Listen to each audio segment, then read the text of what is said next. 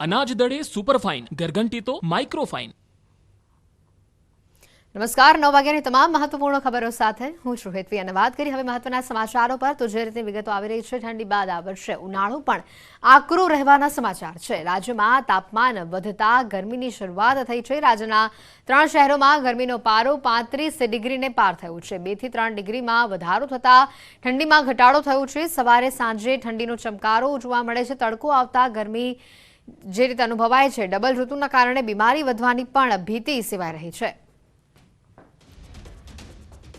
3 શહેરોમાં ગરમીનો પારો 35 ડિગ્રીને પાર પહોંચ્યો હોય તેવા સમાચાર આવી રહ્યા છે। ઠંડી બાદ આ વર્ષે ગરમી પણ જબરજસ્ત જોવા મળશે। ઠંડી જેમ ગરમી પણ આકરી રહેશે। આ વર્ષે ઉનાળો આકરો રહેવાની વાત અહીંયા સામે આવી છે। તાપમાન વધતા ગરમીની શરૂઆત થઈ છે, ત્યારે વહેલી સવારે અને મોડી સાંજે ઠંડીનો અહેસાસ થાય છે, પરંતુ જેમ જેમ સૂર્ય માથે ચડે છે તેમ ગરમીનો જે ચમકારો અનુભવાય છે, આ ડબલ ઋતુના કારણે બીમારીની શક્યતાઓ પણ વ્યક્ત કરાઈ રહી છે। આ વર્ષે ઉનાળો આકરો રહી શકે છે। જે પ્રકારે હવામાન વિભાગ દ્વારા માહિતી આપવામાં આવી છે, તાપમાન વધતા ગરમીની શરૂઆત થઈ છે। 3 શહેરોમાં ગરમીનો પારો 35 ડિગ્રીને પાર પહોંચ્યો છે। આ વર્ષે ગરમી થકવી દેશે, ગરમી આકરી પડશે, એ પ્રકારના સમાચાર આવી રહ્યા છે। આ વર્ષે ઉનાળો આકરો રહેવાનો છે, ત્યારે 2 થી 3 ડિગ્રી અત્યારે હાલ જે ટેમ્પરેચરમાં વધારો થયો છે તેના પગલે લોકો ગરમીનો અહેસાસ કરી રહ્યા છે। ઠંડી બાદ આ વર્ષે ગરમી પણ આકરી જોવા મળશે। ડબલ ઋતુનો અહેસાસ અત્યારે ગુજરાતીઓ કરી રહ્યા છે। વહેલી સવારે અને મોડી સાંજે જે રીતે ઠંડીનો ચમકારો જોવા મળે છે અને બપોરે જે અસહ્ય ગરમી લાગી રહી છે, આ ડબલ ઋતુના કારણે બીમારી વધવાની પણ ભીતિ ક્યાંક ને ક્યાંક સેવાઈ રહી છે। રાજ્યમાં તાપમાન વધતા ગરમીનો અહેસાસ થઈ રહ્યો છે।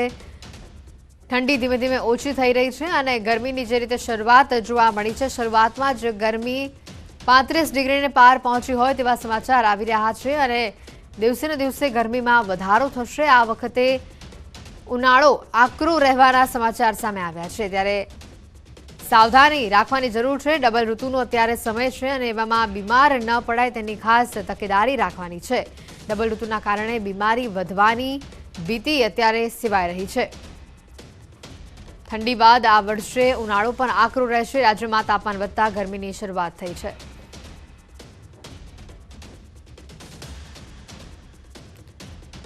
રાજ્યના 3 શહેરોમાં ગરમીનો પારો 35 ડિગ્રીને પાર છે।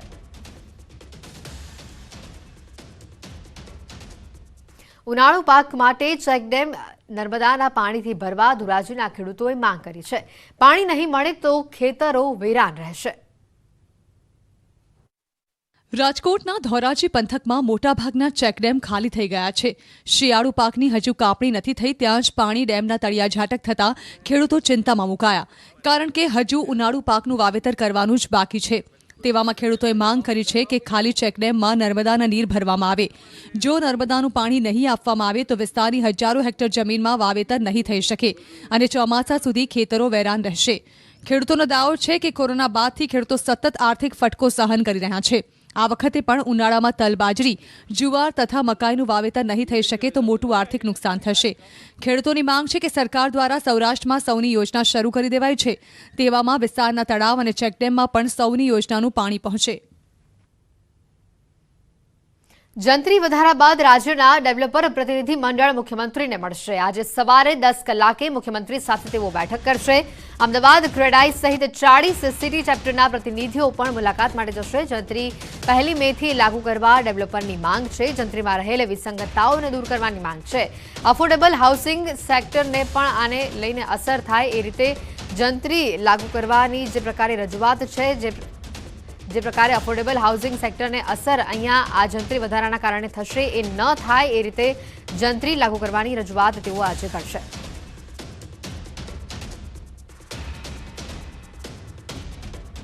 સરકારે 12 વર્ષે જંત્રીના ભાવ વધાર્યા અને ડબલ કરી નાખ્યા, જેનાથી બિલ્ડર્સ નારાજ થયા છે। મુખ્યમંત્રી સાથે તેઓ મુલાકાત કરશે। સરકારે જંત્રીમાં 100% વધારો કર્યો. રાતોરાત કરાયેલા વધારાથી બિલ્ડર્સ નારાજ થયા છે.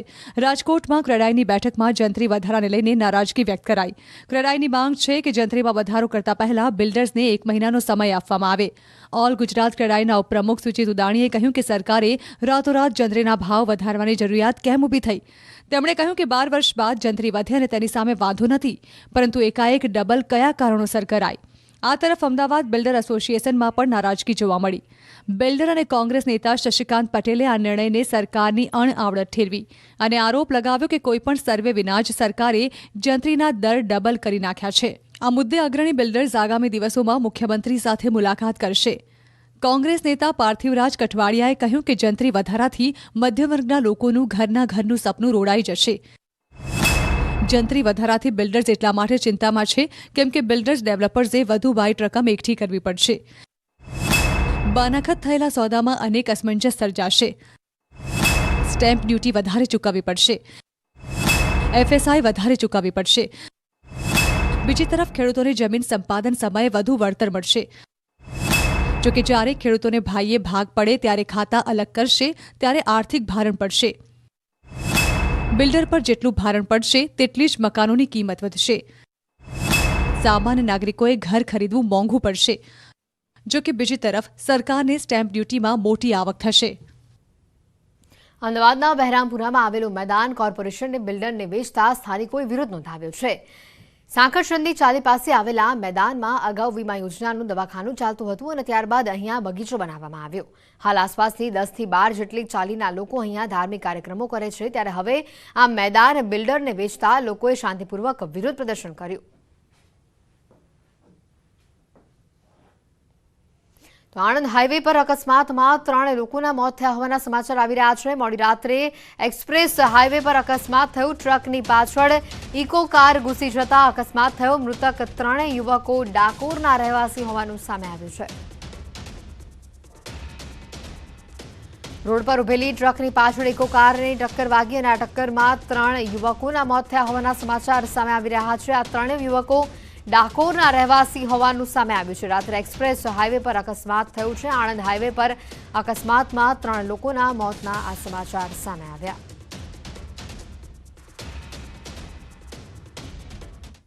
અમદાવાદ રામોલમાં ફાયરિંગની ઘટના સામે આવી. વાહનની લેવેચ બાબતે બબાલ થઈ. જીશાન ઉર્ફ દત્તા નામના શખ્સે બબાલ કરી ધમકીઓ આપી ફાયરિંગ કર્યું. રામોલ પોલીસે તપાસ હાથ ધરી છે. દત્તા નામના વ્યક્તિએ ધમકી બાદ ફાયરિંગ કર્યું હોવાના આ સમાચાર મળતા રામોલ પોલીસે સમગ્ર મામલે તપાસ હાથ ધરી છે. અમદાવાદમાં રામોલમાં ફાયરિંગની આ જે ઘટના છે તે સામે આવી. સુરતમાં ભંગારના ગોડાઉનમાં આગ લાગવાની જે વિગતો આવી. ગોડાઉનના માલિક પર ફાયરિંગ બાબતે 2ની ધરપકડ થઈ. વકીલને મારવા માટે પણ આરોપીને સોપારી મળી હોવાની પણ વિગત સામે આવી.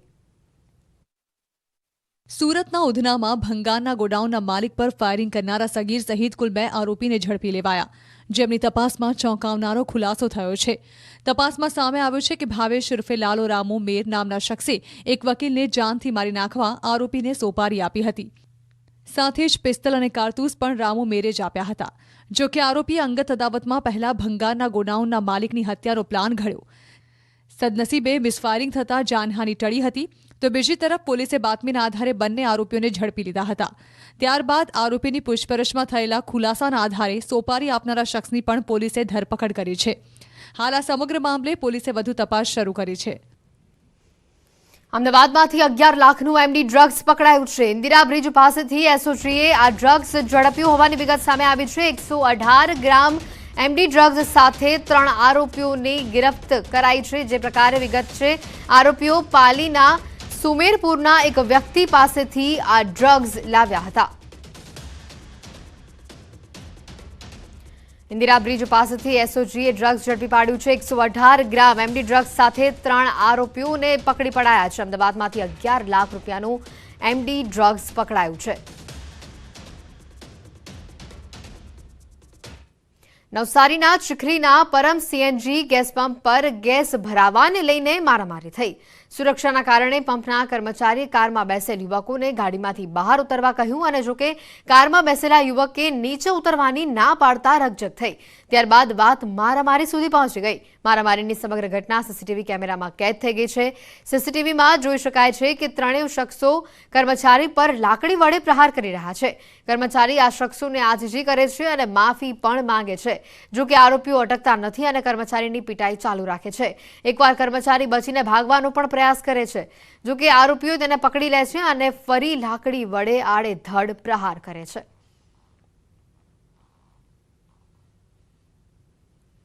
અમદાવાદમાં ન્યૂઝ 18 ગુજરાતીના અહેવાલની અસર પડી છે। અહેવાલ બાદ પોલીસે બેદરકારીપૂર્વક ફટાકડા ફોડનારને કાયદાનું ભાન કરાવ્યું છે।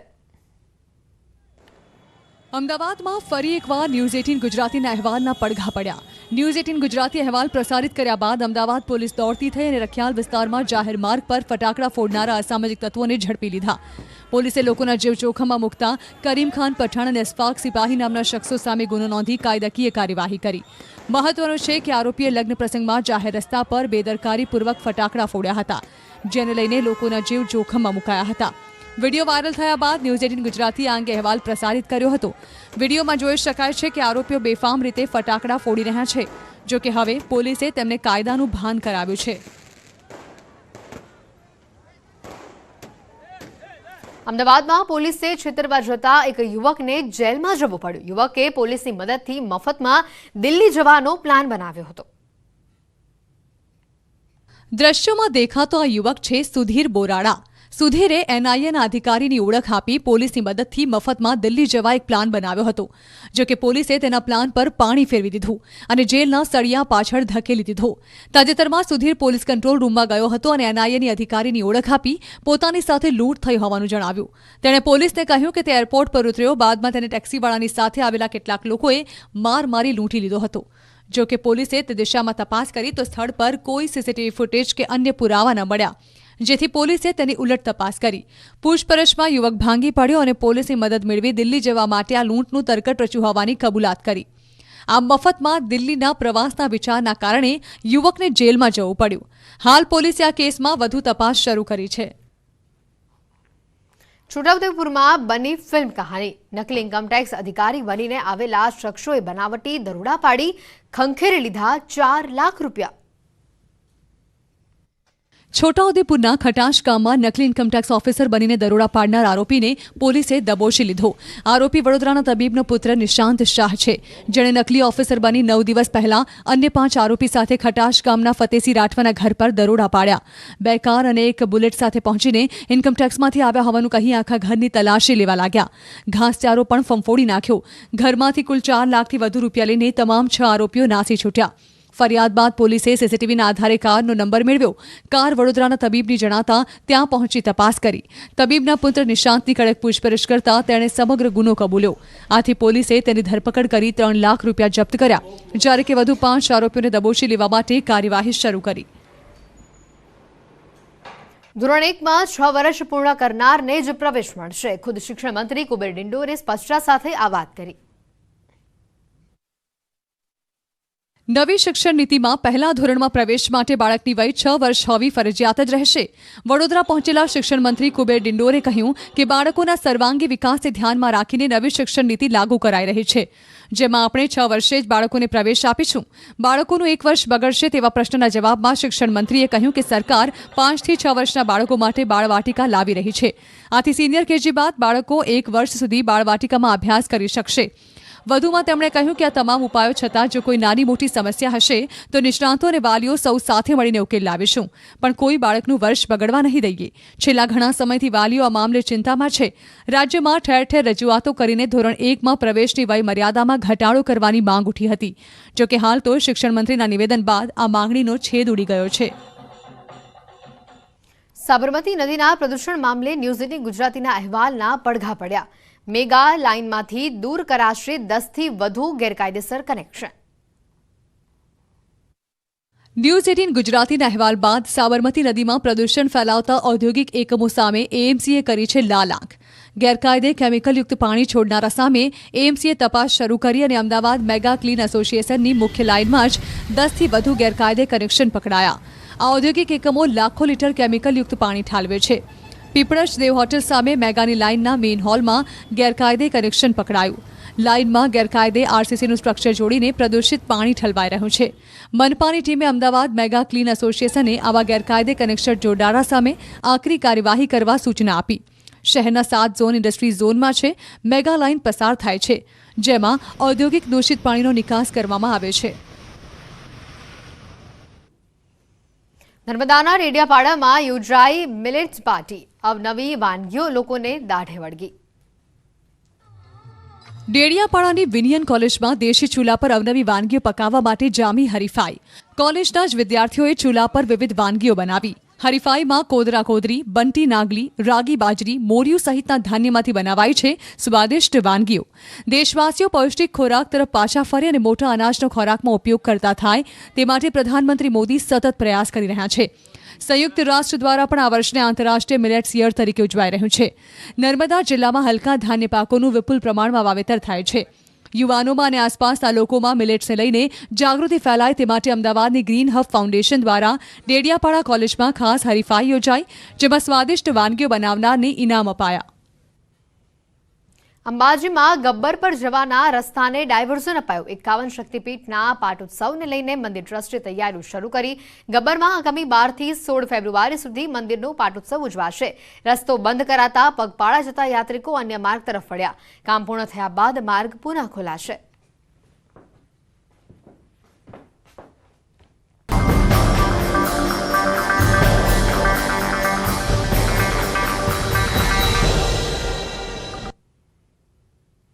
તો બ્રેક બાદ સમાચારોમાં આપનું સ્વાગત છે. G20 સમિટ અંતર્ગત અમદાવાદમાં 9 અને 10 ફેબ્રુઆરીએ અર્બન 20 ઇન્સ્પેક્શન બેઠક યોજાવા જઈ રહી છે અને આ બેઠકમાં શહેરીજનોને વધુ સવલતો મળે તેના માટે ચર્ચા કરાશે. આ બેઠક પછી જુલાઈમાં પણ મેયર સમિટ યોજાશે, જેમાં G20 દેશોના વિવિધ શહેરના મેયર પણ ભાગ લેશે. અર્બન 20 ઇન્સ્પેક્શન બેઠકમાં કયા મુખ્યત્વે મુદ્દાઓને પ્રાથમિકતા અપાઈ છે, આવો જાણીએ.